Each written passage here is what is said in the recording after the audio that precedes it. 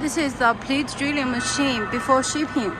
Now is disassembled. This is for good luck. Also using the Siemens control system. This is all the machine part over here.